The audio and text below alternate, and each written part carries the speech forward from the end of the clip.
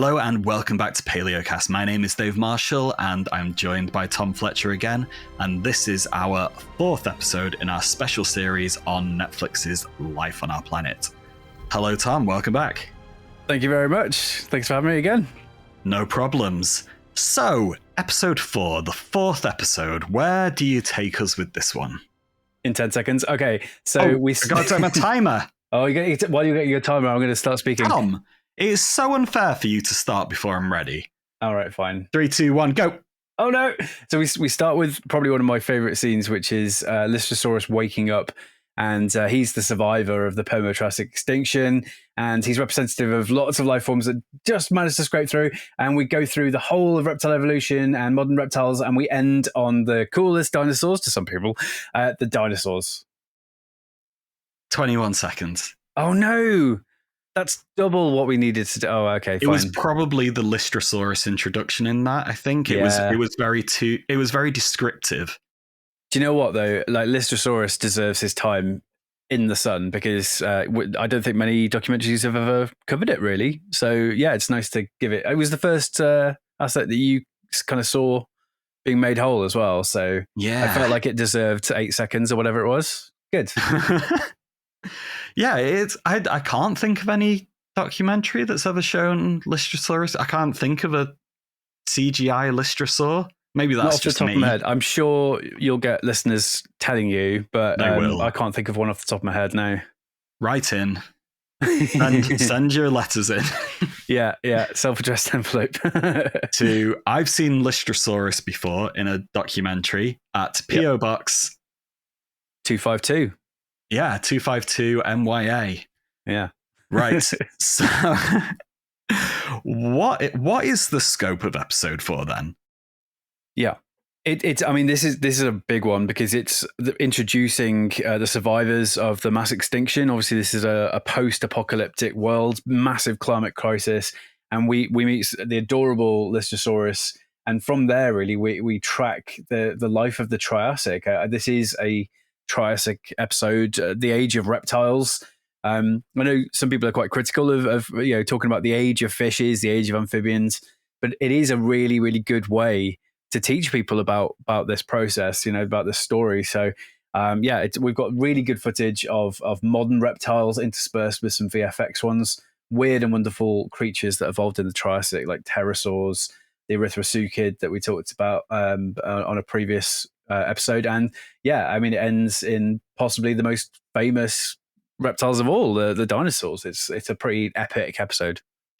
Yeah, and it's one of my favorites. I'm going to be talking to the episode's producer, Barney Revel, in a bit. Oh, cool. And what I talk to him about is all of the textures. Like, it's a very tangible episode. I want to touch everything. I want to stroke it. I want to poke it. I want to see what it all feels like.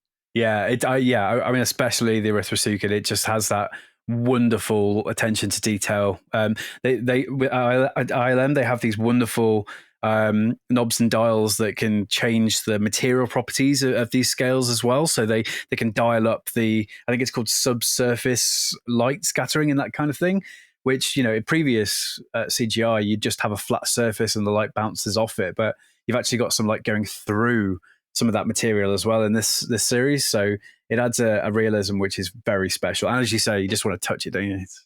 Maybe not with the erythrosuchid though, because of those big teeth. But even the teeth have an incredible texture too. It's great.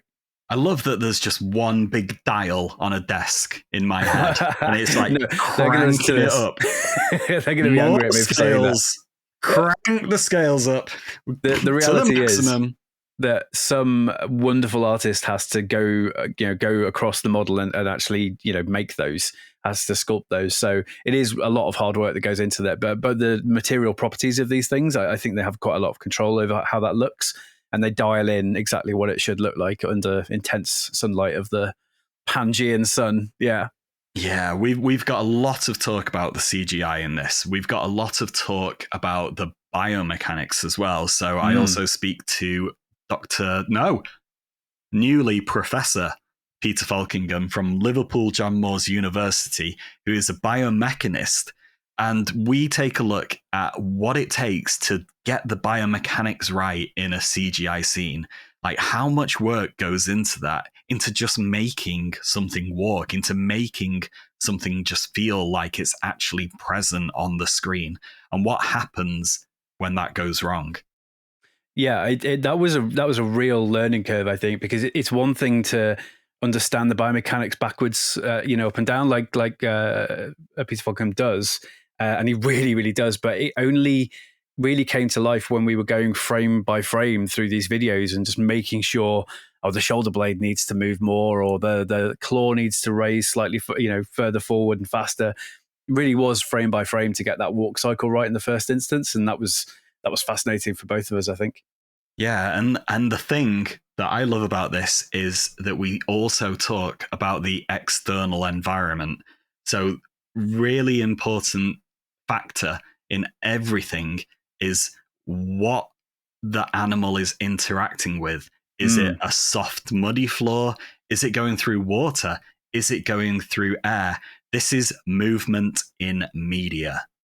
Absolutely. And those little interactions that you don't really notice. I know we've kind of spoken about that before, but it's absolutely true. Having a rock move out the way of the foot, or, having even a little bit of moss, being compressed. I'm sure he spoke about that. It's stuff you don't notice that really embeds it in that world. You're absolutely right. Did you not like the dual meaning of motion in media? I liked it. It's great. Really good. You're thanks. on fire. Thanks. A bit late with the compliment on that one. Yeah, sorry about that. Yeah, no worries. You've got to earn them, Dave. So, Tom, what's your favourite bit of episode 4? It's hard. There are so many. The episode 4 is really rich with scenes that are captivating. I mean, yeah, the tiny little Plateosaurus that runs through the forest floor is beautiful and enchanting, and it's such an important moment as well, because these dinosaurs are standing on 2 feet for the first time, and we see the baby running on 4 feet and then kind of lifting onto 2 as it runs, and getting that right, getting the biomechanics of that right was really interesting. Getting the physics of it was really interesting. And of course, there's a whole debate about whether this thing was quadrupedal or bipedal, and it's getting that right was great, and seeing all of it come to life on the screen and watching it and being lost in it and forgetting that you worked on all of that kind of stuff is it's a talent of the filmmakers to be able to get you into that world. If I was the kind of person that called you out on pronunciations, I'd probably say bipedal and quadrupedal. Yeah. Sorry about that, Dave. That's not my style. It's not your style, is it? You did just do potato.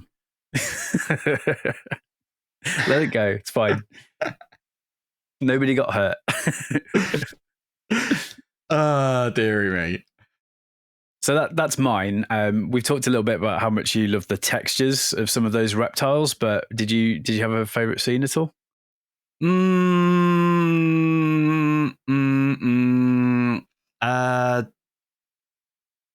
don't know. It was probably still the Erythrosuchus. I don't know if it was also because I really enjoyed seeing that underwater lizard. What on earth was that? I love seeing. Oh yeah, the anole lizards, yeah, or the anole. Never knew about that. Yeah, I think it's pronounced anole. Sorry about that. Yeah, I think it's an anole lizard that can preserve a bubble above its nose and stay underwater. Yeah, fascinating. I mean, that speaks to the fact that we couldn't include every single animal in this show. Obviously, we do really whiz through them and show everyone the sort of diversity of lizards and snakes and reptiles generally. But yeah, God, it's bonkers, isn't it? Lizards trying to lick flies. There we go. Oh, yeah, that's fantastic. So really love that. Incredibly, this was the Atacama Desert, I think, and you've got these salt flat lizards that are catching flies and flying through the air. Stunning long lens work, slow motion work. I mean, I think it's testament to the fact that these people who make the films can really give character to even the most innocuous lizards. Having these fights and these battles. They're such they're incredibly aggressive things, aren't they? Yeah, and Barney speaks really well about the challenges of filming in the Atacama and what he had to do. So it doesn't sound like the easiest of shoots. No, and these things rarely are. Going out to film these animals requires often weeks of observation and a lot of patience and a lot of just waiting for things to happen, really. And that's normal natural history filmmaking is the patience involved. But yeah, people can't be, you can't force people to do that. These people absolutely adore looking at these animals for ages and ages and ages and observing them. Everyone who works here at Silverback is a naturalist through and through. And yeah, I mean, especially like during COVID as well. I mean, that was a huge deal, getting people to these places, these far-flung places in the world during, lockdowns and having to go through countries and having, quarantine periods and whatnot. It was really challenging. So, Tom, did you ever get to go out into the field? Yeah. I was really lucky. I mean, the people around me they didn't just treat me as the sort of, the nerd in the corner who could answer questions about dinosaur eyelashes or whatever it was. It was very much, do you want to learn how to do this? Do you want to come out? And so I got to do all sorts, natural history and VFX backplates. If you don't know, where we go out and film nothing essentially, and then the extinct creatures get put in later by ILM. And that process involves a lot of gardening, taking out blades of grass or angiosperms if they don't belong there, flowering plants, but also running around with big long sticks to represent the animals and all that kind of jazz. The natural history shoot I got to go on, we might talk about later on in episode 8, but I got to spend 2 weeks in a boat with a world-renowned cameraman filming little birds, these whiskered terns. And it was absolutely magical. It was a really good experience, incredibly tiring, but yeah, wonderful. So I got loads of opportunities to do cool stuff on this series. Where would you have liked to have gone out of everywhere that people went in the whole series? Oh, good question. It's in this episode, actually. I would have loved to go and see the Komodo dragons. I think that's going to be top of my bucket list from now on, is to go out and see those. They are monsters. I mean, they are absolutely huge and wonderfully menacing, and they're quite arch in their character as well. We've got some really, really good scenes in this episode of them doing their thing. So I think to see Komodo dragons would have been fantastic. But more generally, just anything involving sharks is obviously great. But there's some specialist talent that is involved with filming underwater. There's a unique set of challenges and safety, challenges as well with filming those things. Not the sharks themselves, just the process of diving is very dangerous. So, in another life, I would have loved to have done the shark shoots or the Komodo dragons, certainly. And there's me just thinking, I'd like to go and lie in a field of lichen. Oh, the lichen. Yeah, actually, now I'll change my answer. That's the one. Yeah, lichens every day. Right. Everyone listening, we're going to go lie down in a field of lichen. And we're going to listen to our review of episode 4, starting with Barney Revel.